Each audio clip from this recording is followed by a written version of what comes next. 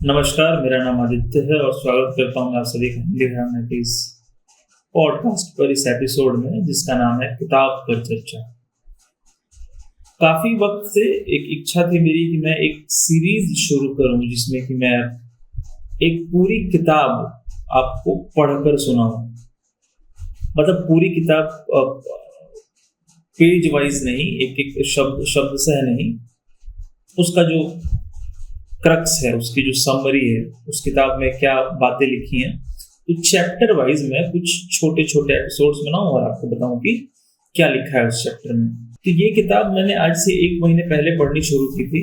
इसको पढ़ते हुए मुझे अंदाजा हो गया कि शायद यही वो किताब है जो मुझे पढ़नी चाहिए। इस किताब का नाम है पागल खाना। जी, पागल खाना ज्ञान चतुर्वेदी की लिखी हुई किताब है।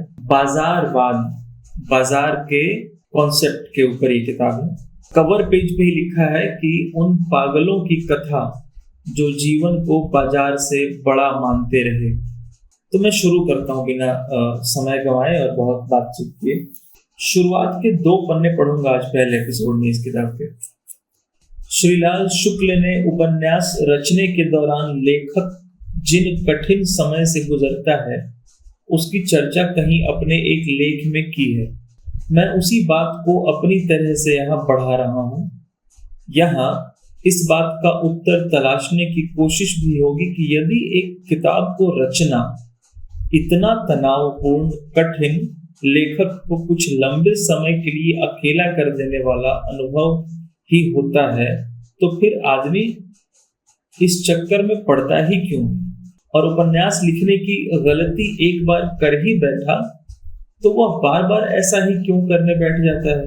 क्यों उसी कठिन समय से बार बार गुजरना चाहता है? वो क्या है उपन्यास रचने में ऐसा जो उसे इतना रचनात्मक संतोष देता है?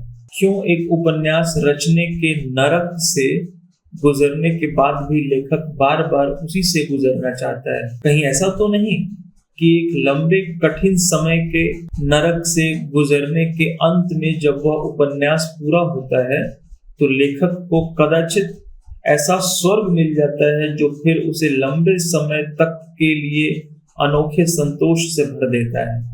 हाँ, शायद यही सच है। जब लेखक एक लंबे एकांतवास में होता है तब उपन्यास के पात्र और उनकी बनती रची जा रही बस्ती, जिसमें एकदम अकेला घूम घूम कर लेखक चीजें बनाता, तोड़ता, रचता, सजाता, संवारता है, वह एकांत लेखक का खुद का चुना हुआ सॉलिटरी कन्फाइनमेंट जैसा जरूर होता है, पर इसी एकांत में वह तपस्या होती है जिसे परकाया प्रवेश कहते हैं। यदि आप पात्रों और उनके संसार में पूरा उतरकर उनसे एकाकार होकर उनकी आत्मा में प्रवेश करके इस एकांत में उपन्यास रचते हैं, जो एक मुकम्मल किताब रचने की पहली और आखिरी शर्त होनी चाहिए, तो फिर उपन्यास को लिखना एक पूरा जन्म ही जीने जैसा क्लांत कर देने वाला परंतु आनंदपूर्ण संतोष का अपूर्व अनुभव सिद्ध हो सकता है। बहुत खूबसूरत लिखा है। एक बार इस अद्वितीय अनुभव से गुजरने के बाद लेखक फिर बार बार ऐसे ही किसी अनुभव से गुजरने को तड़पता सा रहता है। हर ऐसी कोई किताब रचने के बाद लेखक में एहसास बना रहता है कि अभी तो बहुत सारा कहने को छूट गया। बस यही वह भाव है जो आपको एक और नया उपन्यास रचने की तरफ धकेलता है या कहीं खींचता है। आप खूब अच्छी तरह से जानते हैं कि अभी अभी एक बेहद थकाने वाली एकांत साधना से बमुश्किल निकले हैं, पर तभी कुछ ऐसा दुर्गमनीय आकर्षण मिल जाता है किसी नई थीम में, एकदम नए चरित्रों और पात्रों के नए अलक्षित संसार में, कि आप लिखने का अपना सारा साजो सामान पुनः बांधकर फिर से एक नया उपन्यास रचने बैठ जाते हैं। अपना पुराना रचा हुआ सब भूलकर अपने सांसारिक जीवन की आपाधापी से किनारा करके आप नए सिरे से एक नए ही संसार की नागरिकता ग्रहण करते हैं। नए पड़ोसियों के बीच उठने बैठने लगते हैं, नए सुखों दुखों से गुजरते हैं, नए सपनों को साझा करते हैं और फिर अपने जीवन के कुछ साल ऐसे गुजारते हैं जहां आप अपनी वास्तविक दुनिया के कोलाहल और भागम भाग में मुब्तला रहते हुए इस दुनिया और अपने रचे जा रहे उपन्यास की काल्पनिक दुनिया के बीच निरंतर आवाजाही करते रहते हैं और समझ ही नहीं पाते कि आप इन दिनों वास्तव में हैं किस दुनिया के रहवासी।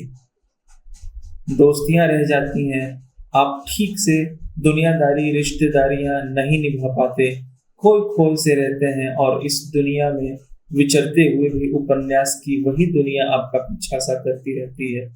एक अच्छा लेखक बार बार इसी अनोखे अनुभव से गुजरना चाहता है जो अंततः इतना अलौकिक सिद्ध होता है कि ऐसा उपन्यास खत्म करने के तुरंत बाद के कुछ दिनों तक तो उससे समझ ही नहीं आता कि अपना यह गजब अनुभव किससे और कैसे बयां करे। वैसे कोई मिले भी तो उसे यह बताना बेहद कठिन होता है कि वह उपन्यास पूरा करके आजकल कैसा महसूस कर रहा है। उसका यह सुख गूंगे के गुण जैसा होता है। उपन्यास को पूरा करके पाठकों को सौंपने का सुख किसी भी वर्णन से परे की चीज है। पागल खाना का 6वां अंतिम ड्राफ्ट फाइनल टाइपिंग के लिए अपने साहसी टाइपिस्ट को सौंपने के बाद मैं कुछ इसी मानसिकता में डूबता उतराता रहा हूँ। पागल खाना मेरा 5वां उपन्यास है। ये पहले और दूसरे पृष्ठ पर लिखी हुई बात थी जो मैंने आपके लिए पढ़ी।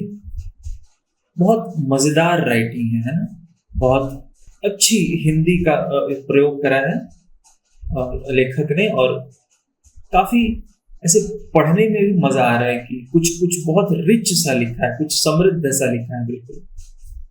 और इसकी जो आखिरी बात थी कि एक लेखक कोई किताब रचने के बाद किसी को समझा नहीं पाता कि वो क्या अनुभव कर रहा है, तो मैं ये कहना चाहूंगा कि एक पाठक भी कुछ इसी रस्साकसी से गुजरता है कि वो जो किताब पढ़ रहा है उसकी बात वो किससे करे। उसके किताब के जो चरित्र हैं, उसके किताब के की जो कहानियां हैं, वो उनको किससे साझा करे। क्योंकि अमूमन क्या होता है कि लोग सुनने को उत्सुक नहीं होते हैं और सुनते भी हैं तो बहुत ऐसे सुनते हैं कि मतलब मजा नहीं आ रहा उनको सुनने में, तो फिर सुनाने में भी मजा नहीं आता।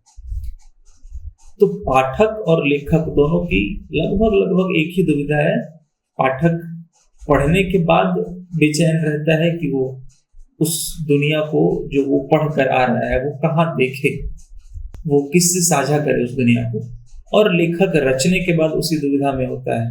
तो मुझे ये किताब बहुत इंटरेस्टिंग लगी, मजेदार लगी। इस किताब को मैं जैसे जैसे पढ़ूंगा आपके साथ साझा करूंगा। तो ये एक सीरीज होने वाली है। मुझे लगता है कि मैं 10 एपिसोड्स या उससे कम में ही इस पूरी किताब को पढ़कर खत्म कर दूंगा। तो तब तक के लिए धन्यवाद।